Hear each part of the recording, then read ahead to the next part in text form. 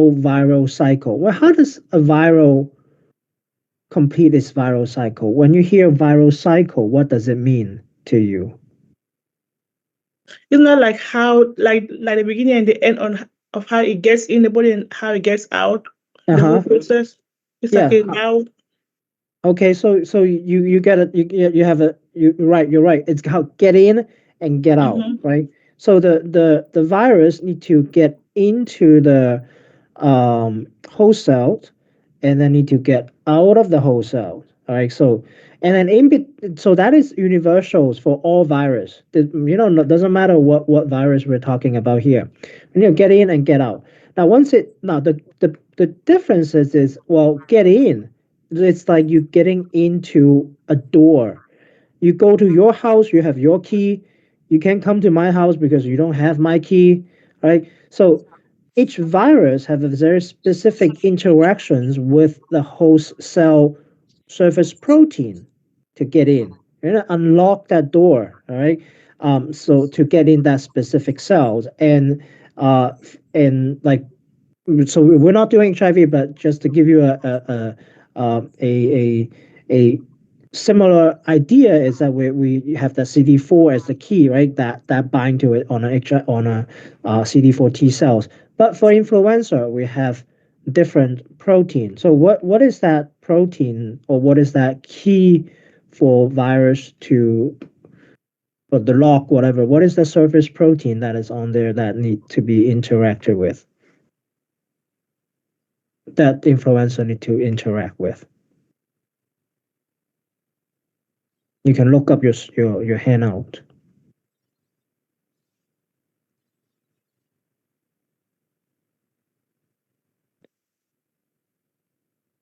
Oh, let's take a step back, right? So the virus, what is on the influenza virus surface?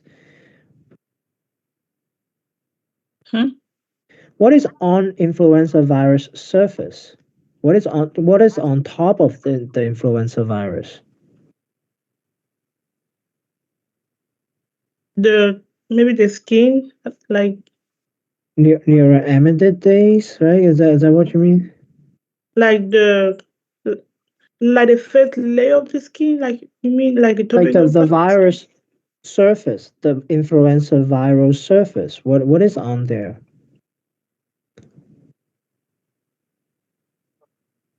Try to find it. like the hemagglutinin. Uh, hemagglutinin, yeah, hemagglutinin, and I think I'm sharing. Are you seeing? Are you seeing my Influenza, new neuramid. Wait. neuraminidase Mm-hmm. Neuraminidase.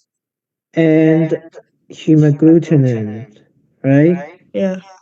All right. So two very important um, viral surface membrane protein, right? So that is two things that you have to keep in mind there because it plays a role in a huge role in the viral cycle, right? We're talking about getting in, getting out. Now, just ignore the inside first, right? Just like ignore the process inside the viral cycle. We're just focusing on getting in and getting out at this point, all right? So getting in. So what it takes to get in is the so let's look at this cycle here. So we have the sialic acid that is interacting with the hemagglutinin, Epithelium. Mm-hmm. right? Hemagglutinin. So HA bind to sialic acid. So that is the getting in process, right? So you can think about it as the influenza virus holding the HA as the key, put it into the lock, right? Put into the lock of sticking into the lock, which is sialic acid on the cell surface. So that comes back to the first questions that I asked you to start with. What is on the cell surface that is interacting with the virus, which is the sialic Salicylic acid. acid. Yeah. Sialic acid. So HA bind to sialic acid is getting in. It's the starting of the getting in, right? Starting of the getting in. Mm-hmm. Like let's keep inside it, but what's the important point is, other than that, is getting out. Getting out, right? You need to get in and get out. Like get out is here is the trick here. Now during the getting out process, right? So the HA is still binding to the sialic acid. What you need is like a pair of scissors, all right, neuroaminidase, right, to cut it off so that the whole virus can butt out.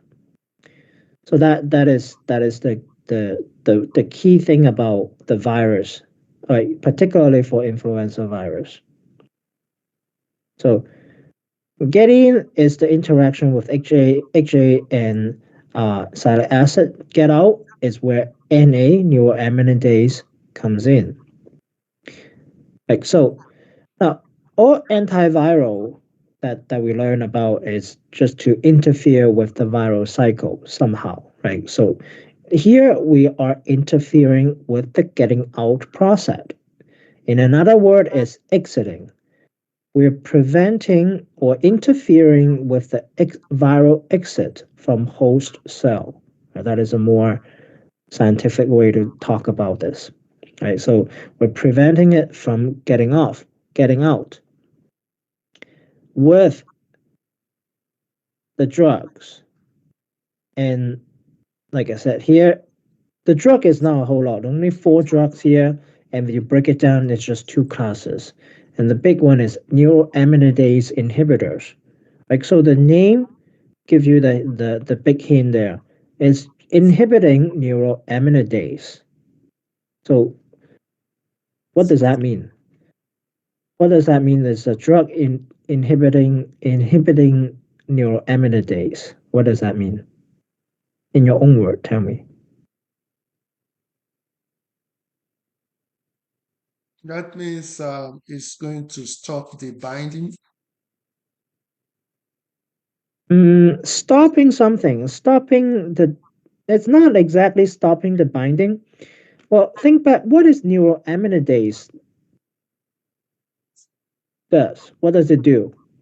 Isn't that some type of like antiviral to stop flu? Yeah, you're right. This is this is an antiviral that stops that try to treat flu. Yes. But this whole class, neuroaminidase inhibitors. So the word tells you it inhibits neuroaminidase. So what is neuroaminidase do? We just talked about it. Think back to The the block, virus. the block pneumo. Yeah, it block. Yeah, yes, it blocks something. What does it do? Right now I'm talking neuroaminidase is part of the viral surface protein. What does it do?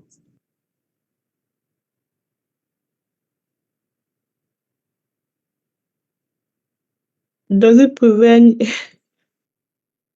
It says it bound to neuromidase enzyme to prevent release of new Yeah, variants. yeah. Okay. So again, go back. Neuroaminidase cleaves, Mm-hmm. okay, sialic acid moiety, allowing the budding to be formed and released. So neuroaminidase is very, very important in helping that exit process. You're inhibiting neuroaminidase. You are inhibiting the exiting process. Are you clicking? So Is it? make it easier to come out to cut. It makes it not easy to come out. Not easy to cut. Okay. Right? Neuroaminidase is on the viral surface. Mm-hmm. Its job during the normal cycle is to help the viral to come out, right? By cutting that binding between HA and sialic acid. And here we have a class of drug. 3 drugs does the same thing, is to prevent this cutting. That's why we have the name neuroamidase inhibitors, right? It inhibit this neuroamidase from doing its job. Its job is cutting and releasing the viral particle. Are we there? Mm-hmm. Okay. So that is the very important part of the whole story there. Um, so in terms of the specific drugs in this drug class, there are not a whole lot. All right, there's three of them. Right, so oseltamivir is the most older, has generic and it's oral. Right, and we'd have injectable inhalation formulations. I'm not focusing on the formulation there, but do notice, oseltamivir is a prodrug. Right, it's a prodrug. It can be taken by mouth and it metabolizes into active form. Its active form is doing the job. All right. Now I don't know if it's gonna help you a little bit or not, but I'm not particularly asking medicinal chemistry there. But again, just to point out, all these neuroamidase inhibitors have some type of a carboxylic ending. Okay, it's like a OOH there. And when oseltamivir metabolizes, it will form an OH form that looks like carry a very similar um, uh, structure compared to the neuroaminic sialic acid that is on the surface. So that's why it can inhibit that neuroamidase. So that's a little bit a little bit deeper information, but in terms of how they work. But the key takeaway is it prevents the cutting, prevent the exit, right? So always, approaching this topic is get clear with the viral cycle. What protein binds, what protein on the viral surface bind to what part of the cell, and then again entry do its job. Right, it's gonna do the protein processing. It's gonna replicate its genome and all these, and it's gonna come out. That come out process for influenza is where we tackle, is where we inhibit. So that is the key takeaway. That all right. So and then on top of that, I said there's four drugs. Okay, there's another one that is not in the uh, in the um, in the mix here. It's just one of those newer one. And so Fluzor, that's the brand name. Baloxavir is the generic. So what it does, there's a lot of information there, but the whole key takeaway is stopping mRNA replication cycle. It's interfering with the genome processing or genome synthesizing process. Like so, the RNA replication. Like so, that is the key takeaway for this drug. So you do have to, classify, do you have to know the drug name so that to be able to tell, hey, which one of those are neuroamidase inhibitors, which one is not, right? So do you Otherwise, want us to know that this is also a prodrug because this one is also a prodrug? yeah, that's also a prodrug. That is another takeaway of it. It's an oral tablet, so the mechanism is interfering with the genome process. Okay. Right. So that's all the key takeaway, and I also that seems to be um uh what is missing earlier on. All right. Question. What question do you have? And so that's the one you want us to focus on this specific PowerPoint. So yeah, so for the science things on influenza it's you can write it down right now. Is well, you first need to know these steps in the viral cycle, right? Entry, some replications, protein processing, and exit. Right, so that's the 4 key step in a very simplified form. And it's always a sequence. You enter, you do genome, you do protein, and then you come out. And you know the sequence and know where the drugs is working. Like 3 of the 4 so all drugs, neuroamidase inhibitors, uh, they're all interfering the exiting step. And that is also a missing point that I saw when you try that last time. It's interfering with the exit. Again, you always think about, hey, what does neuroamidase on the viral surface do? Everything has a purpose. Everything has a purpose. If you link the purpose of that protein and you're inhibiting that protein, you're inhibiting its process. Okay?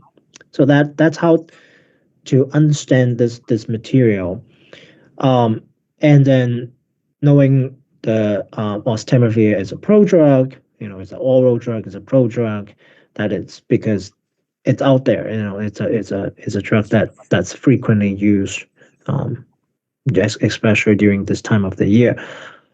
So that is the takeaway. So I do. So likewise, tomorrow there is this self quiz thing, and I have several 6 questions in that self evaluating self review quiz, and those questions are just reiterate what I was talking about, what I expect you to know on Friday's exam. Clear? Okay. All right. So that's my wrap up. Dr. Bailey. Yep. So we have also set up the time for Friday, 11, and I'll send out the Zoom link to both of them. Okay. All right. So I hand my time to Dr. Bailey. All right. Just give me 1 second.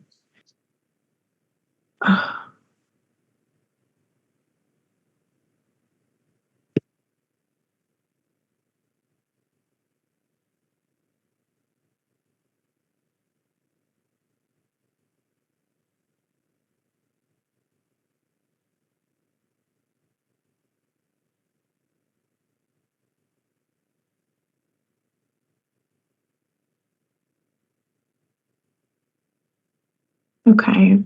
All right. Let's share. Okay. All right. So always starting with the objectives here. So we want to be thinking about signs and symptoms of influenza. Now, there's definitely going to be a lot of overlap with other types of respiratory infections. But we just want to know kind of what is consistent with this respiratory viral infection. List and differentiate treatment options for influenza. So you just went through these with Dr. Hong. So how many different antivirals are available for treating influenza? 4, right? So it's only 4 drugs to go through, okay? 3 of them are very similar in terms of how they work, right? Only 2 different mechanisms, so not too much, not too much to kind of learn there, but within the neuraminidase inhibitors, the main thing is that they're different types of delivery systems, so formulations and how they come.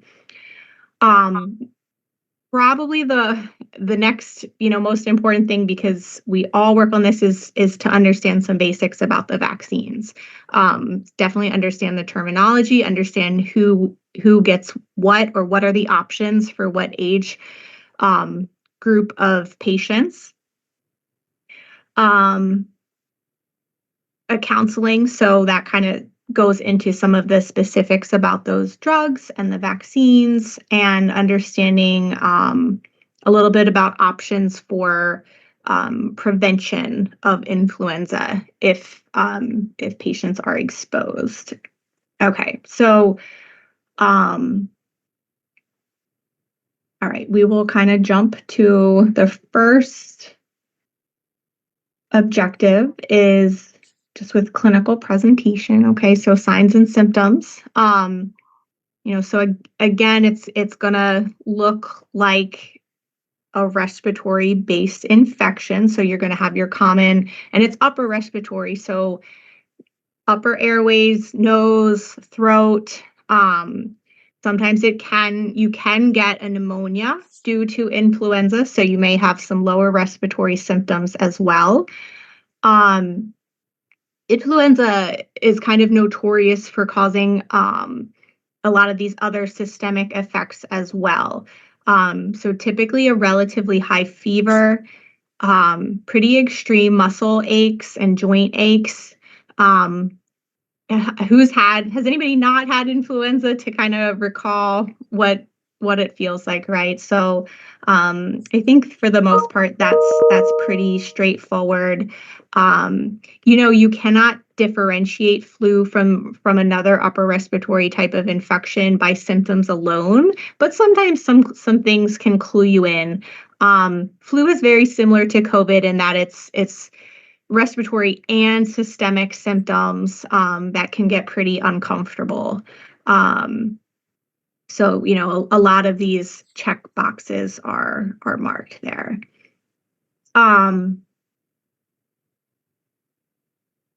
In terms of, so we'll talk about prevention in terms of treatment. So looking at the vaccines. So there are different ways to categorize and lump influenza vaccines. So one way is inactivated versus live. What do we have more of? Inactivated influenza vaccines or live influenza vaccines?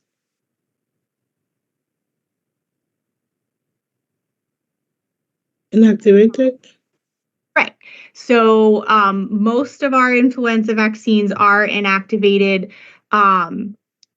There's only one option for live vaccine, and depending on the year, sometimes it's not even kind of recommended or supported to use. So it kind of depends on the vaccine. Another way that you can differentiate vaccines is based on like the dose/potency. So we have like standard dose or standard potency vaccines versus high dose or higher potency vaccines. Who would get what? Like what determines who gets standard versus high dose? I think standard, right? If I'm a first-time influenza patient, I can get standard. So it's not about who, like, it doesn't have to do with getting the vaccine for the first time or not. That's not the variable.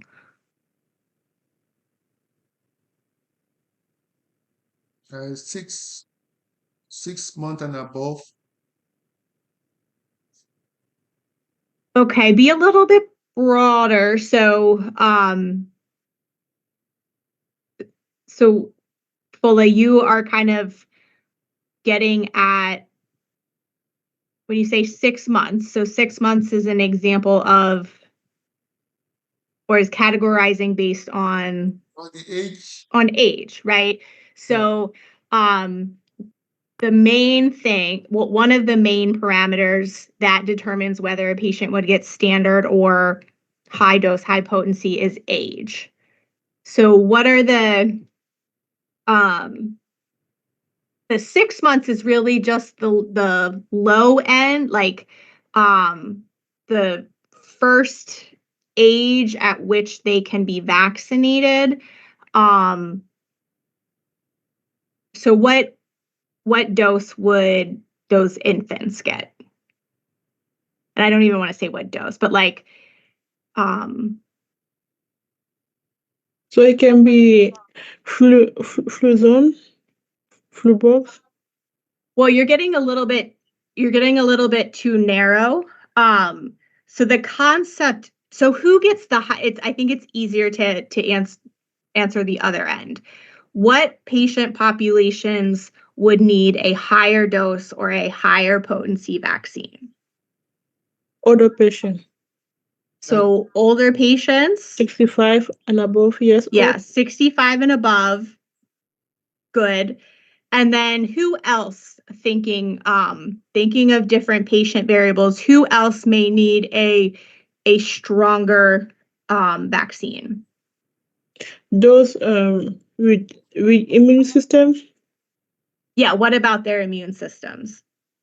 is really compromised, like weak immune compromised system. Yeah. Like Right. So a patient who may have a weaker immune system may need a stronger vaccine to mount, a decent response. Okay, so those are the two main variables. Those are the two main patient populations who would need that more potent vaccine. And everybody else, so all the patients under 65 who were not immune suppressed would get standard dose vaccines. Okay, and there is a slight difference between or there might be some dosing differences based on like small children and things like that, but that's too detailed. It's really just think of it as standard dose versus higher dose or higher potency. Okay.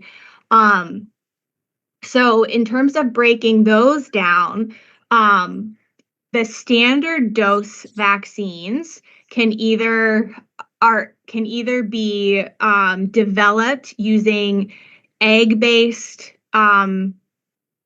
methods or that kind of technique, or a cell culture based. And the difference between those is just, one is for patients that have an egg allergy. So you wouldn't want that, to give them a vaccine that involved eggs as part, as part of the growth of that that vaccine.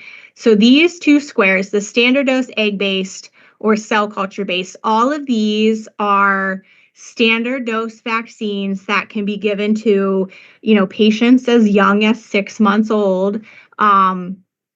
Most of the time, most people will get egg-based, but if you have a patient with an egg allergy, you should use the cell culture-based. Okay. And then we have kind of 3 different options for patients who are either, just within the 65 plus age group, or adult patients with immune who will need that stronger vaccine. So the 2 that are really just indicated for the 65 plus patient are these high dose egg based versus the one that has an adjuvant. An adjuvant is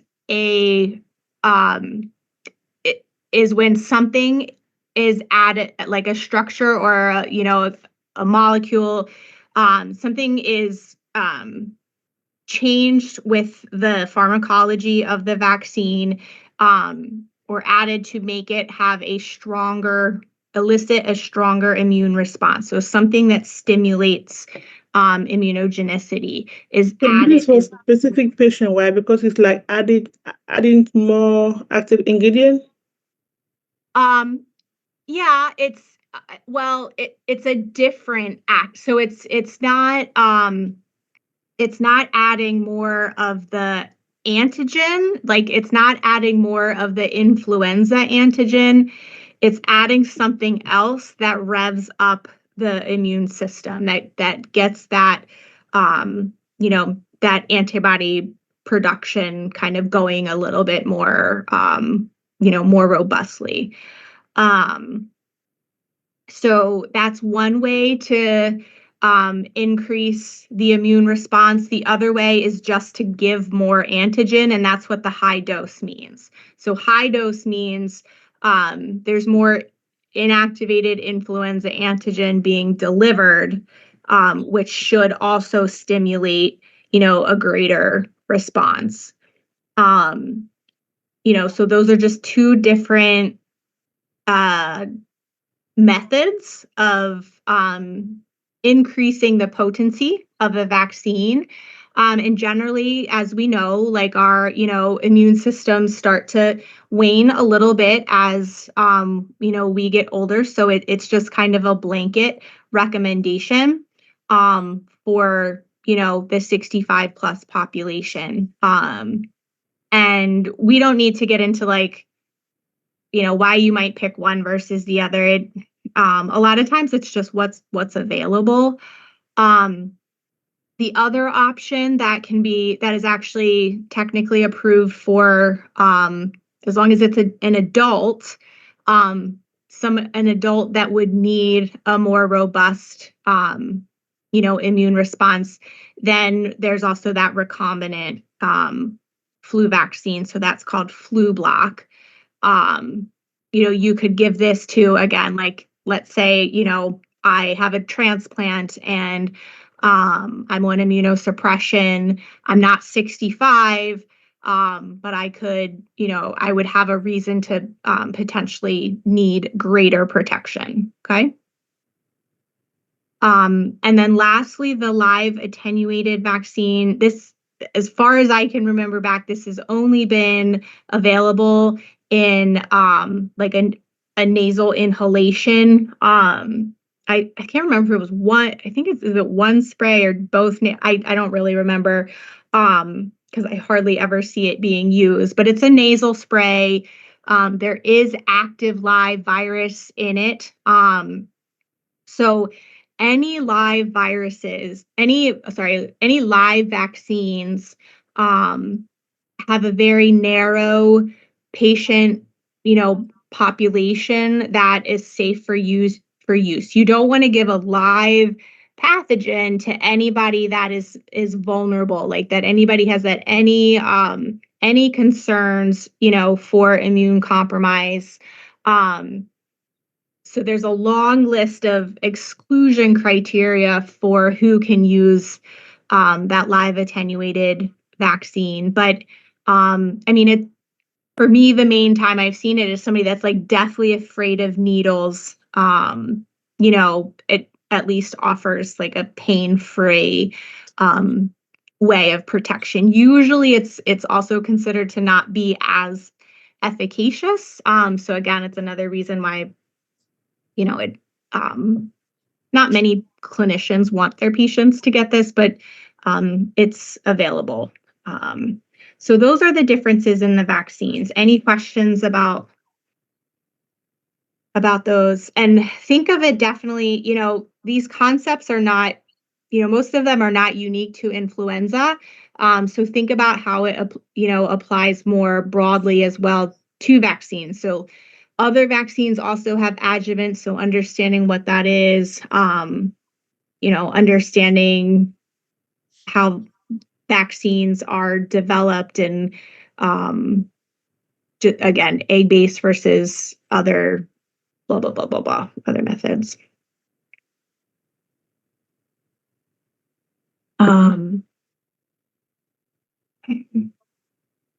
Let's see. So kind of moving away from, well, just very quickly, in class, we also talked about like setting expectations for the vaccines with patients. Getting a flu vaccine hopefully does reduce the likelihood of acquiring influenza, but it doesn't eliminate it. The major reason that there's such a push for, wide vaccination of influenza is to prevent the complications. So you might still get the flu, but it's meant to try to keep you out of the hospital and to prevent people from dying from influenza. So all of these really severe complications of influenza, like pneumonia, myocarditis, sepsis, it does a great job at preventing these complications. Okay.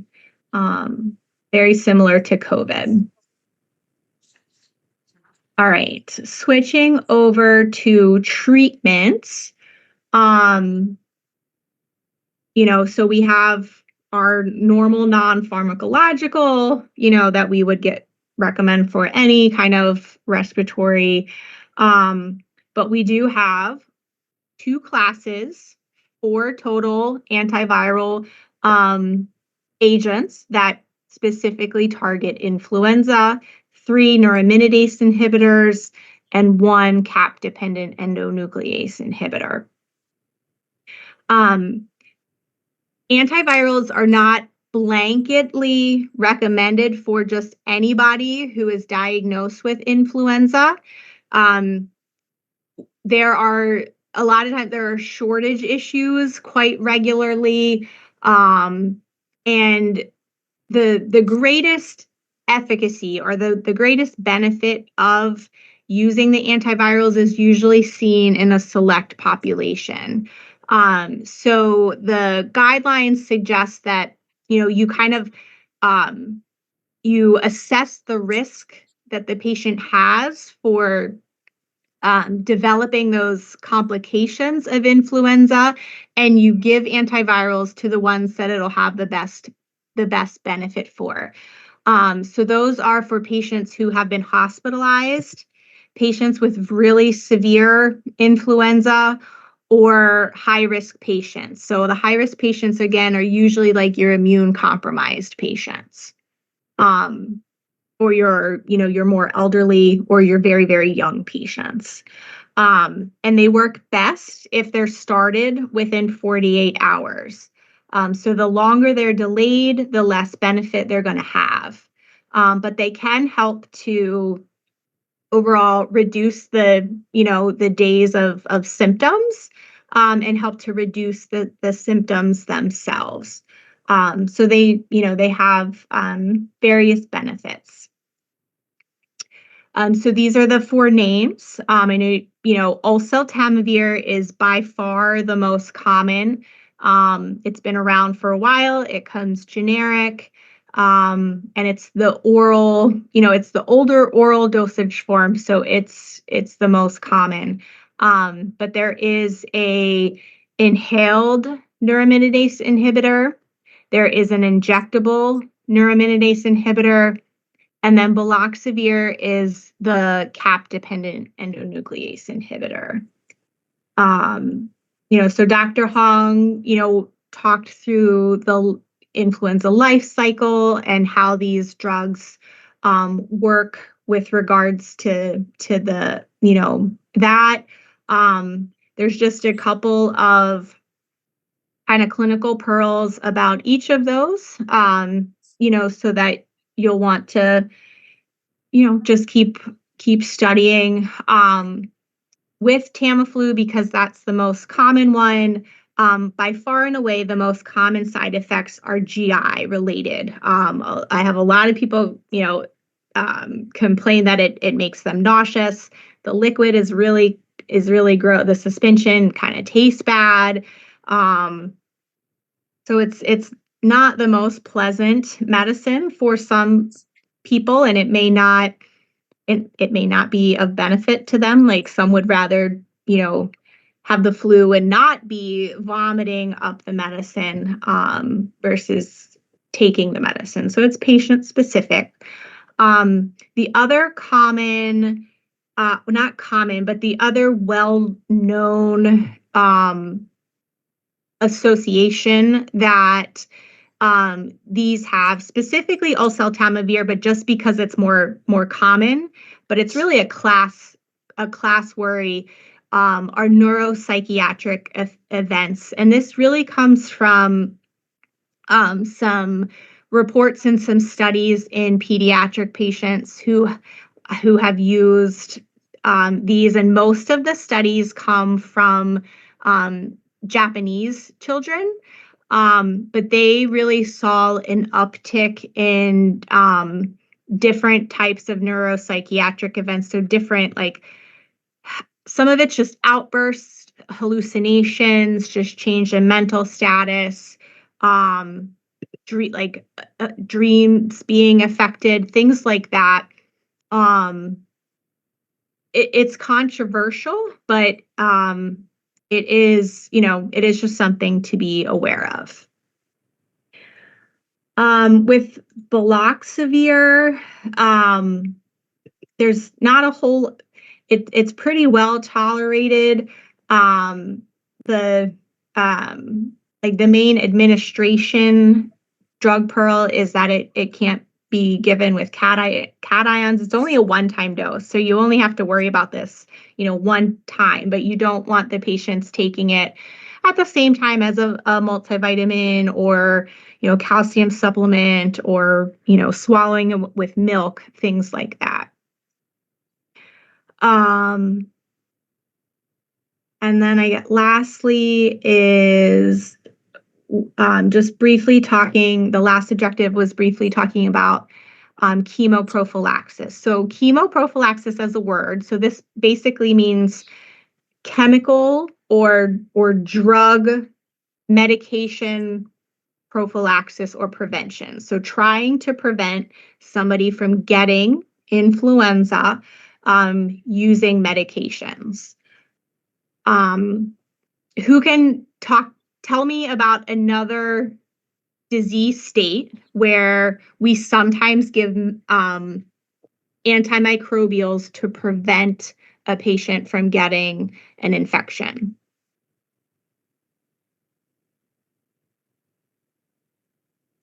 I'm not sure, but STD. What was that? STD? No, no. Hepatitis? What were you? I said STD. Oh, STDs? Yeah. No,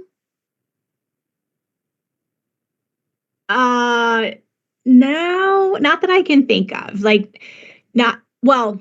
STDs, that is a very broad term. So it encompasses hundreds of different different disease states. And there are a couple. Okay, so could you name, most of them are no, but could you name a couple? Maybe herpes. We do not What give about malaria? What was that? Malaria.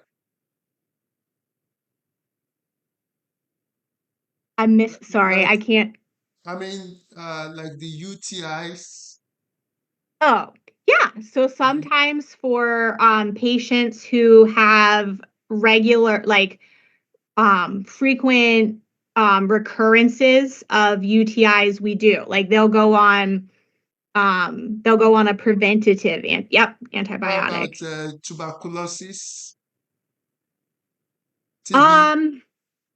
Tuberculosis is a little bit different. So, when we treat latent tuberculosis, at least in the United States, I'm not sure if there are different practices in certain endemic countries. But when we, you might be thinking of when we give antibiotics for latent TB. So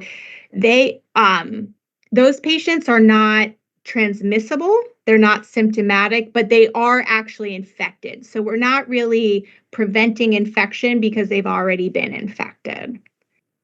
But I can help a little. So remember, in HIV, we talked about HIV pre-exposure prophylaxis.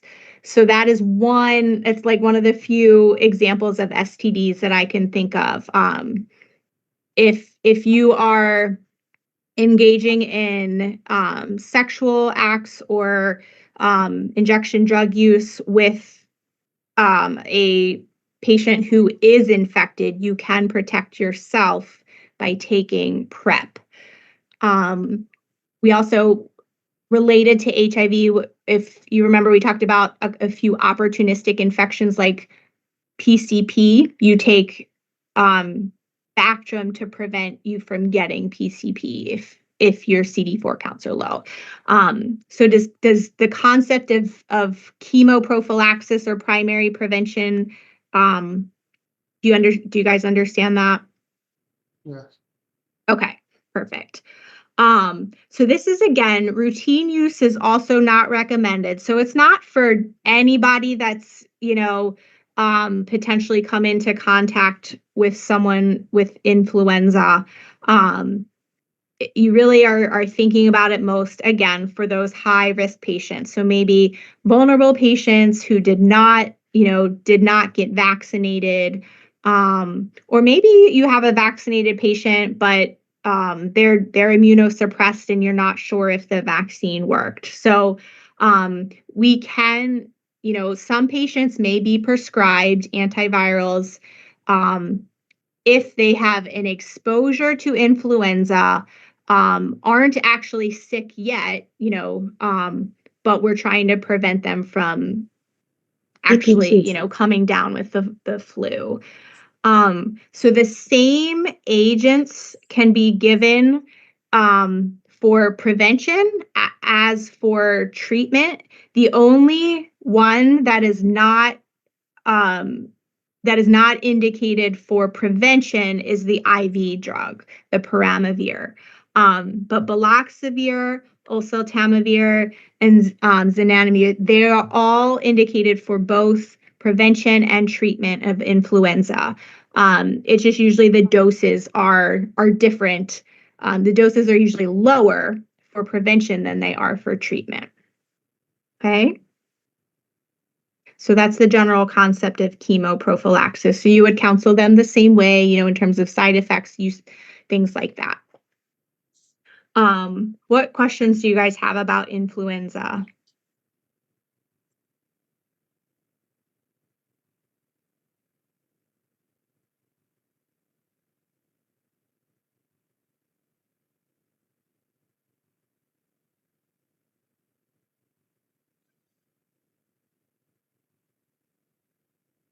No question. Okay.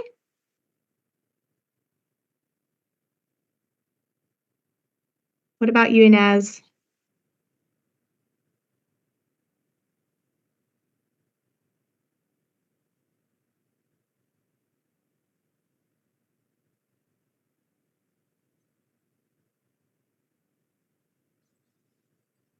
You okay? Any questions?